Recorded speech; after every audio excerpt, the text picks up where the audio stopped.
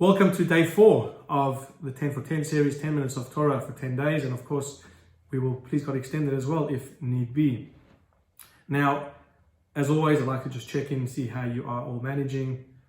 Each day is a new challenge. Each day is a new discovery of how we relate to this coronavirus crisis that's going on. But if we stick together, if we work together, and again, I tell you, if you do need help, don't do this alone. If you need someone to assist you, call your friend, call a professional, speak to a rabbi.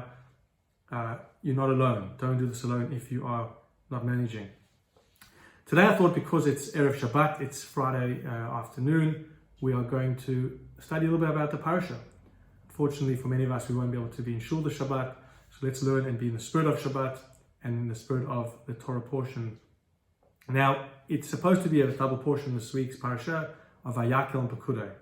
So I'd like to just share a few insights into the Parsha, a few ideas, and hopefully we can take some inspiration from it and learn together and be together spiritually. And the Torah always has relevance. So the first thing I want to say is that if you look at the Parsha, it's very interesting. Now, I mentioned this at a wedding call-up the other week, but I thought it's worth sharing with everybody else. The Torah in general, now this is a very important principle when you're studying Torah. It's very important to know this because it really helps you understand when you study the commentators, in particular Rashi, who's the foremost commentator of the Torah. He always picks out the discrepancies, the nuances, so much so that even an extra letter in the Torah is examined. The Torah, each word is precise, not like just a regular novel, storybook written by a human being. Because it's God's work, we have to understand why everything is there. You know, some rabbis, we're told in the Talmud, spent their entire lives analyzing why the word et, which is almost like the, was there in the Torah. Why did every single word, every time the Torah says et, every word has to be exact. And so therefore, there are times in the Torah where you'll see that the commentators have issue or want to understand and grapple with, why was this word additional here? Why was this seems to be superfluous? Our Parsha, this double portion of Vayakel Pekudei, is that magnified to an extreme. How so? Because if you go back a couple of weeks, we read the Parsha of Truma and Tetzaveh. Now those two parashas deal with mainly and primarily the instruction that God gave the Jewish people to construct the Mishkan, to build all the vessels in the Mishkan, to create this Mishkan, to build it, and with all the exact dimensions and specifications. And the Torah lists it very, very specifically and how we had to go ahead and construct this Mishkan. And Tetzaveh, of course, also includes that the people, the Kohanim, who are going to be working inside the Mishkan, they had to have special uniforms, special clothing. And what are they to be made of and how they're supposed to look. And it details it very, very specifically. 2 parashas. I lay in these parashas, and of course, they're very, very specific, very, very exact. And you would expect, given that the Torah spent so much time describing it in such specific detail, when it came to the Jewish people now constructing the Mishkan and designing and making these clothing, it could have literally just said, and the Jewish people listened to what God had instructed, and they then finished making the Mishkan and building all its vessels, as well as the clothing for the Kohanim. But what does it do? It lists everything almost exactly the same, once again, but now telling us that they made this and they made that. Why waste 2 whole portions, in inverted commas, waste? Of course, there's not a waste, as you'll see. Why would the Torah do that? And in particular, because I mentioned that, every single letter is usually so exact. So taking 2 whole portions seems counterintuitive in terms of the way that the Torah usually operates.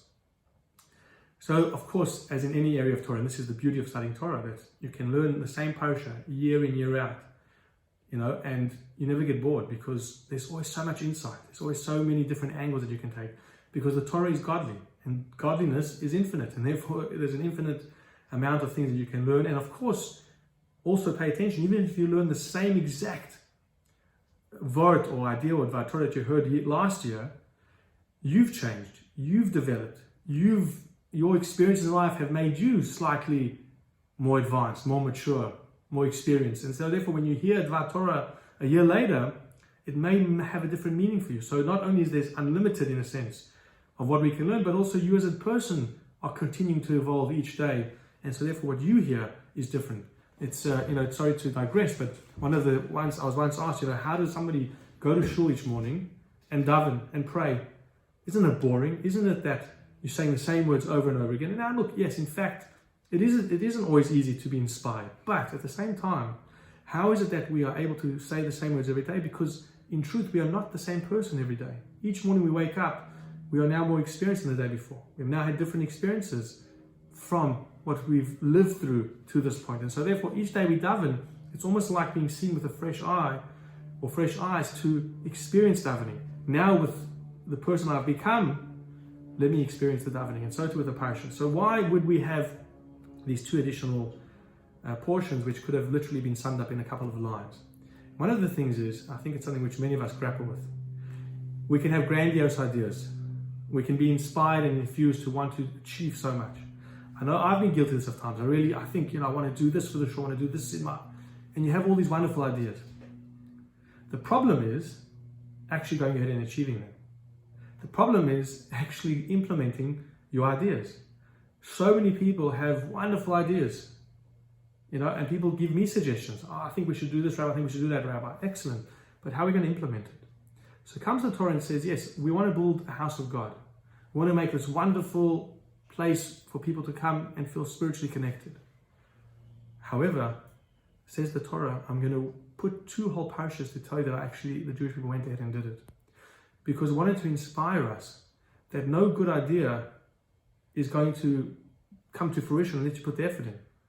No wonderful, spark of genius is worthwhile unless the person puts it into practice. So therefore the Torah instructed us, yes, come up with ideas. Come up with ideas to build a home for God. Whatever you want to do in your life, but make sure you implement it. And of course I related it to the couple because, when it comes to marriage, when you're going through the engagement process, when you're going through the dating process, you have all these ideas and concepts as to how you're going to want to live your life with your new partner.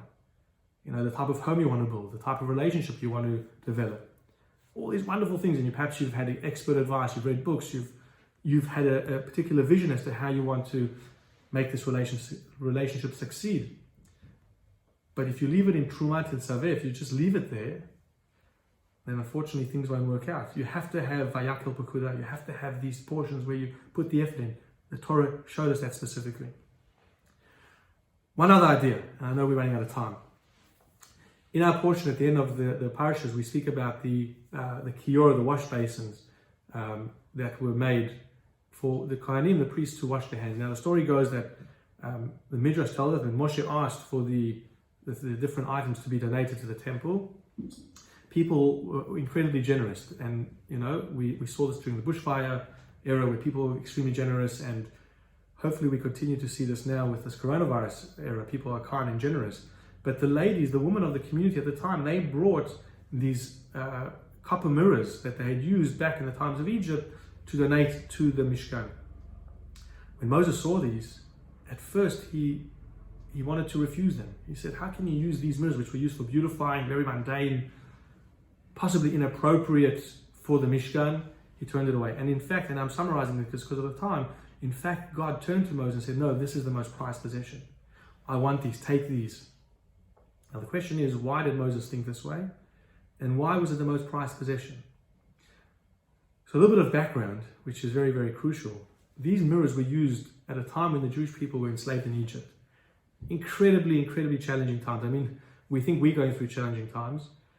To be enslaved for hundreds of years, to have nothing, you can just imagine what it was like.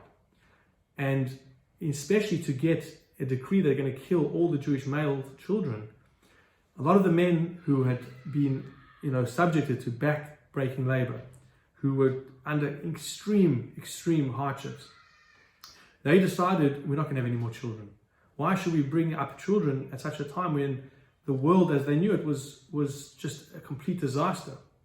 And it says that the woman said, no, we want to continue the Jewish nation. If we don't have children, then definitely they're not going to exist. We've got to take a risk. We've got to be faithful and rely on Hashem. And that woman, and today in particular, women have this innate faith. They have a greater sense of connection to God and spirituality. Yes, of course, there's always exceptions to the rule. But in their merit, Hashem said, this is the greatest gift. And they brought the mirrors. And of course, they were accepted to be used in the Mishkan.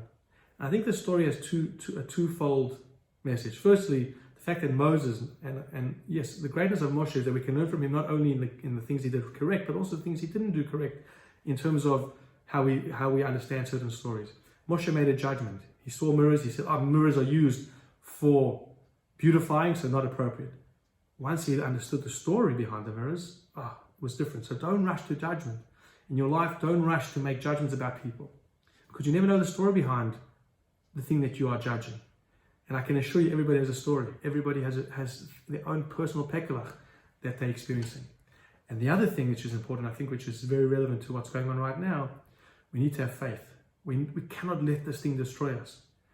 I know that it's difficult for all of us. You think it's not easy. You think it's easy for me as a rabbi. It's extremely difficult. I have my own family. It's not easy. Things are changing. But at the same time, think about what we have. We have a roof over our head. We have technology that we can connect with. Let's be inspired. Let's have faith. Just like the woman back in the times of Egypt, who saw the most incredible adversity, but yet were able to withstand it because they had trust, bitachon, and emunah in Hashem. And of course, they were rewarded that their material was used in the Mishkan. So let's be kind, let's be generous, let's utilize this time to grow in ourselves. And yes, I know it's easy to say, let's be happy and let's relax. People are struggling. There's difficult things at work. There's financial strains. But let's get through it together. If you need help, reach out, call somebody, speak to somebody, text me, call me. Shabbat Shalom. Wishing you a good Shabbos. I will miss seeing all of you who usually come to the shul, but we will be together spiritually. Keep well and see you for day 5 on Sunday.